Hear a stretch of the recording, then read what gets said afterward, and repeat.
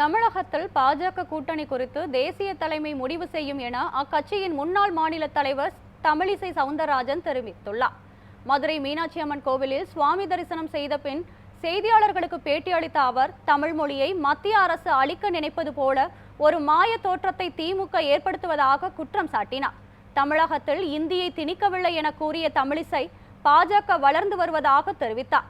தொடர்ந்து பேசிய அவர், திமுகவின் குற்றங்களை மறைப்பதற்கு முதலமைச்சர் ஸ்டாலின் மத்திய அரசுக்கு தினமும் கடிதம் எழுதி வருவதாக விமர்சித்தார். தேசிய புதிய கல்விக் கொள்கையில் பிரதான மொழி தமிழ் மொழி. ஆனால் தமிழகத்தில் ஏதோ தமிழ் ஒழிக்கப்படுகிறது என்பதை போன்ற ஒரு தோற்றத்தை கொண்டு வருகிறார்கள்.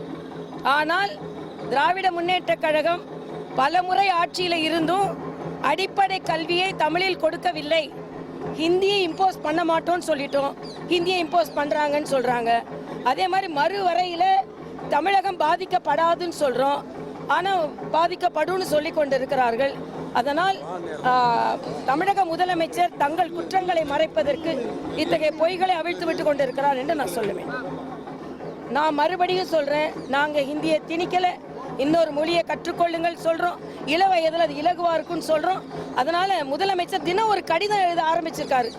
அதாவது இன்னைக்கு அவரோட குற்றங்களை எல்லாம் மறைப்பதற்கு தப்பாக கடிதம் எழுதுறாரு. பிஹெச்டின்னு சொல்கிறார் முதலமைச்சர், சொல்கிறாரு கையெழுத்து இயக்கத்தை அவருக்கு பரிகசமாக இருக்கான், சிரிப்பு வருதான்.